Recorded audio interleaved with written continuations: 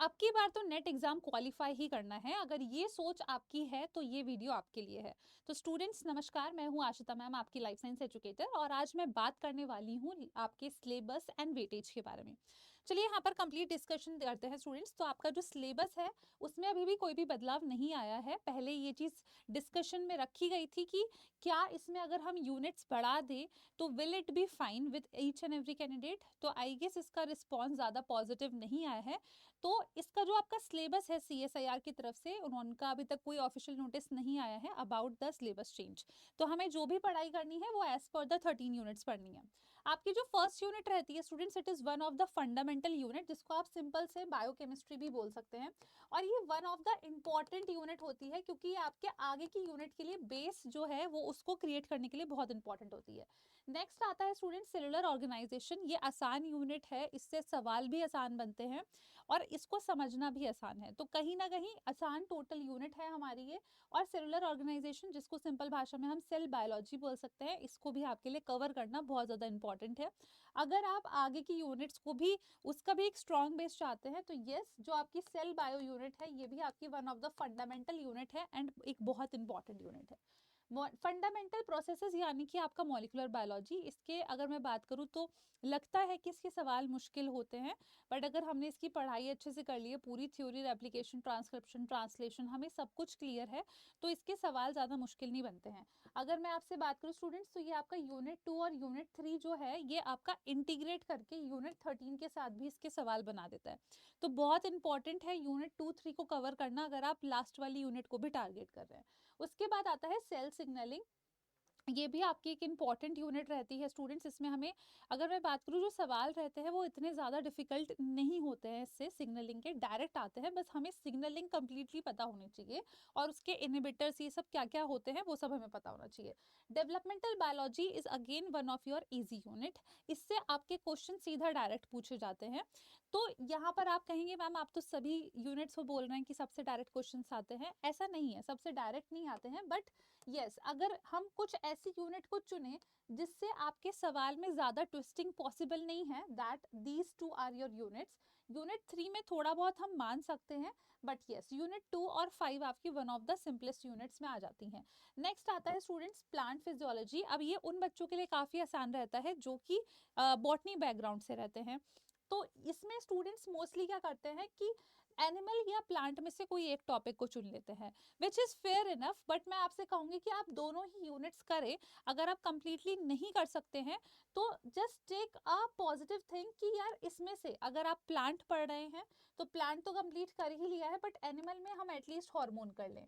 And same goes with your plant as well, कि अगर मैंने एनिमल अच्छे से पढ़ा है तो मैं प्लांट का एटलीस्ट कुछ एक टॉपिक जरूर करके जाऊं, क्योंकि ये नेवर नो कि कौन सी यूनिट से ज्यादा आसानी वाले सवाल आपके मिल जाए।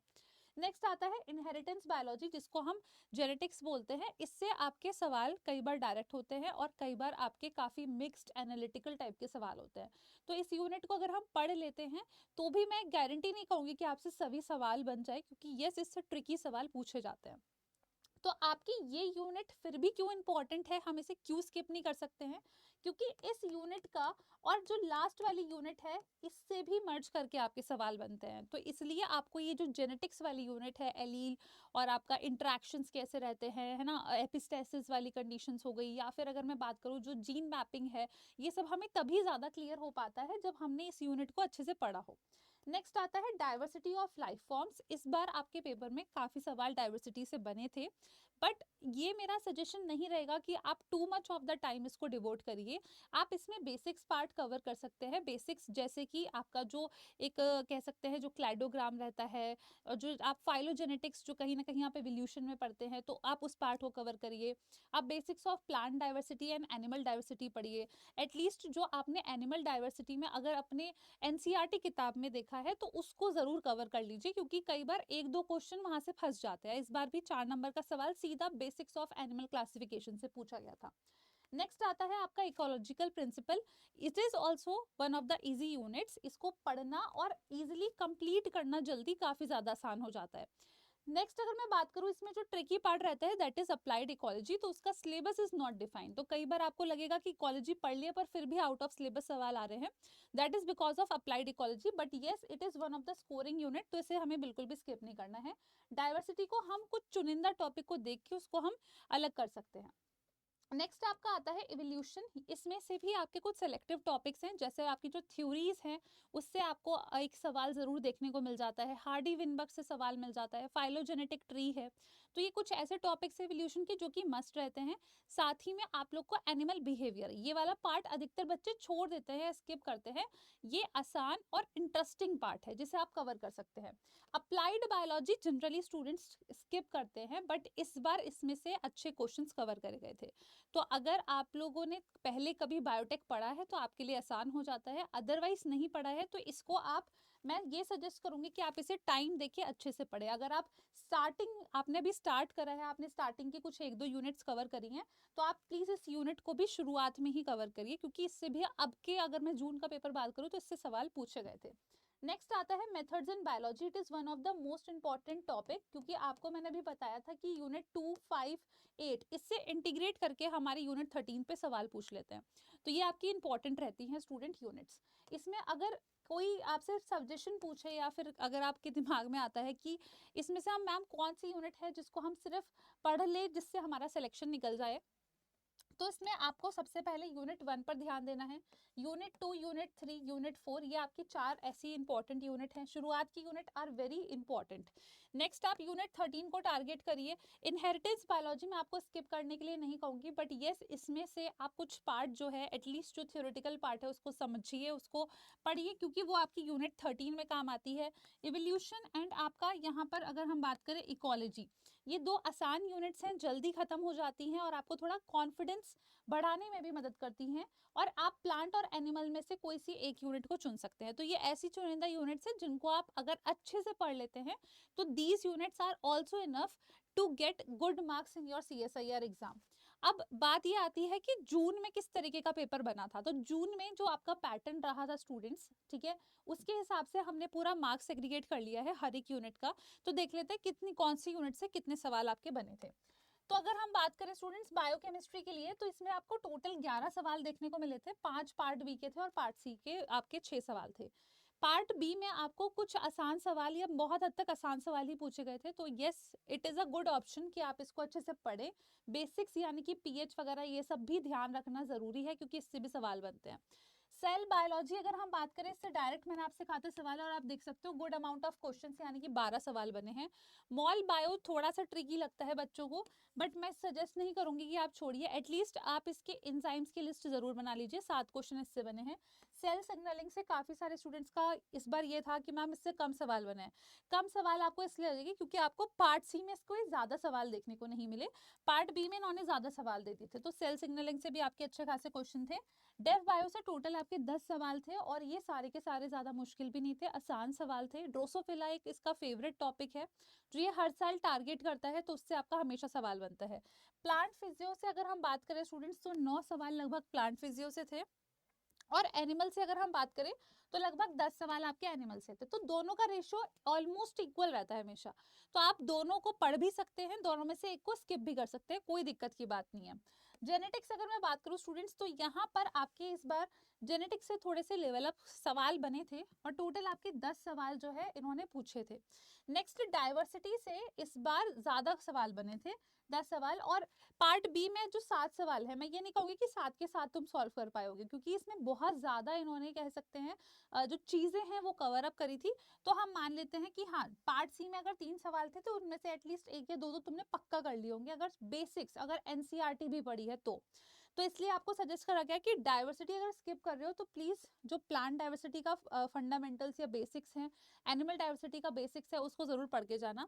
इकोलॉजी में भी स्टूडेंट्स इस बार आपके 10 सवाल पूछे गए थे, जिसमें से अगर हम देखें तो अप्लाइड से भी ज़्यादा सवाल थे, तो इस वजह से आपका थोड़ा सा इकोलॉजी बच्चों को डिफिकल्ट लग रहा था। इवोल्यूशन वाज इजी, टोटल आपके इसमें से 9 सवाल पूछे गए थे, और अप्लाइड जो है स्टूडेंट्स इस बार सरप्राइजिंगली अप्लाइड से भी गुड अमाउंट ऑफ क्वेश्चंस पूछे थे, जिसमें टोटल अगर हम बात करें तो टोटल आपके 9 क्वेश्चंस थे। तो यहाँ से अगर हम बात करें कि डाइवर्सिटी को स्किप कर दे तो yes you can completely skip it. अगर आप अप्लाइड को भी कम्प्लीटली स्किप करने का सोच रहे हैं तो उसमें से भी कुछ बेसिक्स जो रहते हैं और बायोटेक्नोलॉजी वो आप ज़रूर पढ़ लीजिए, तो आप डेफिनेटली अपना स्कोर अच्छा कर सकते हैं।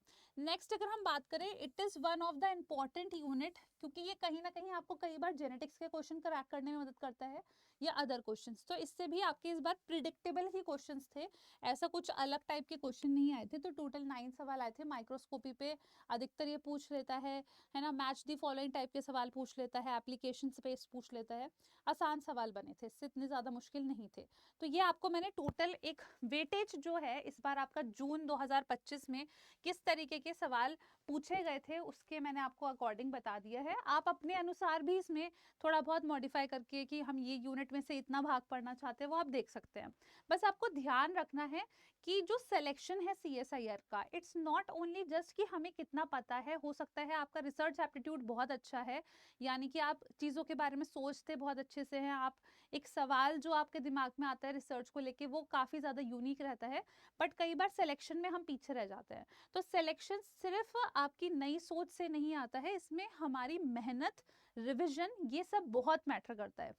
तो कोई भी स्टूडेंट है, अगर आपने पहली बार तैयारी शुरू करी है या फिर आप एक रिपीटर हैं, बस ध्यान रखिएगा कि कंसिस्टेंसी बना के रखें।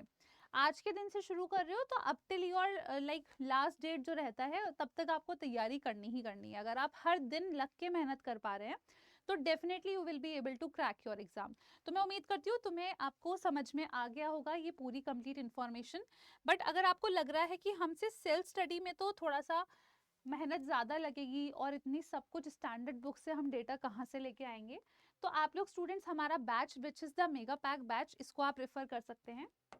इसमें आपको live plus recorded classes plus आपको इसमें part A, part B, part C, तीनों पार्ट्स की आपको तैयारी कराई जाएगी। और अगर हम बात करें आप एनालिसिस कैसे करेंगे, तो 84 मॉक टेस्ट भी आपको इसी मेगा पैक में भी मिलेंगे।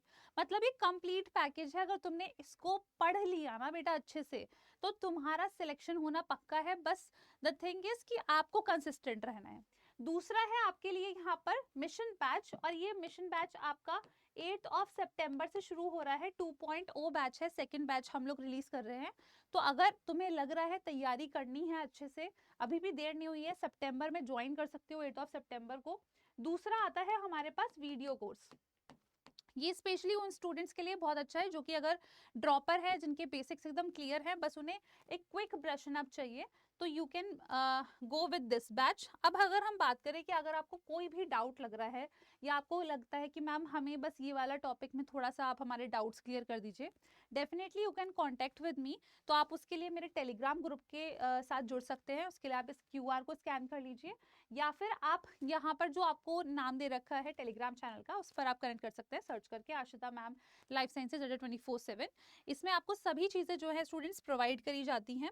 और अब अगर मैं बात करूँ कि सवाल ये आ रहा होगा कि मैम इसको हम परचेज कैसे कर सकते हैं, तो परचेज करने के लिए आपको सिंपली क्या करना है, आप सिंपली यहाँ पर इस तरीके से अडर 24/7 के जो आप वेबसाइट है स्टूडेंट्स, उस पर विजिट कर सकते हैं। और आप यहाँ पर ऑल कोर्सेज पर जाएंगे, CSIR नेट लाइफ साइंसेज पर सेलेक्ट कर लेंगे। जैसे ही आप यहाँ पर CSIR नेट लाइफ साइंसेज को सेलेक्ट कर लेते हैं इस तरीके से, तो आपको यहाँ पर हमारे सभी बैचेस दिख जाएंगे। आप यहाँ पर कोई सा भी एक बैच सेलेक्ट कर लीजिए, इसमें आप बाय नाउ पर क्लिक कर लीजिए। उसके बाद आपको एक और ऑप्शन देता है, ये सिर्फ वेबसाइट परचेज पर ही देता है कि आप और एक्स्ट्रा डिस्काउंट कैसे ले सकते हैं।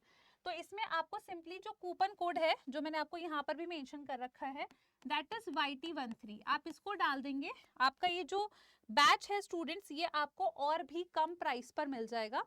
तो अभी भी ऑलरेडी डिस्काउंट चल रहा है, टीचर्स डे का स्पेशल ऑफर है, और 79% ऑफर के लिए आप YT13 डाल दीजिए और आप यहाँ पे नाउ सेलेक्ट कर लेंगे। Easily you can go with this batch. तो इस तरीके से students you can do the preparation.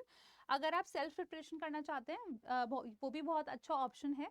But अगर आपको किसी भी स्टेज पर लग रहा है कि एक बेटर रूट, एक सभी चीज़ों का अगर हमारे पास होना, पीडीएफ्स होना, स्टैंडर्ड बुक से रेफरेंस होना, वो ज़्यादा हमारे लिए एक अच्छा और सेफर ऑप्शन है, तो definitely you can go with any of the batch. So I hope ये वीडियो आप सभी स्टूडेंट्स के लिए यूजफुल रहा होगा। अगर यूजफुल रहा है तो ज़रूर लाइक करिएगा, और अगर कोई भी सवाल दिमाग में आता है तो आप कॉमेंट बॉक्स में भी पूछ सकते हैं।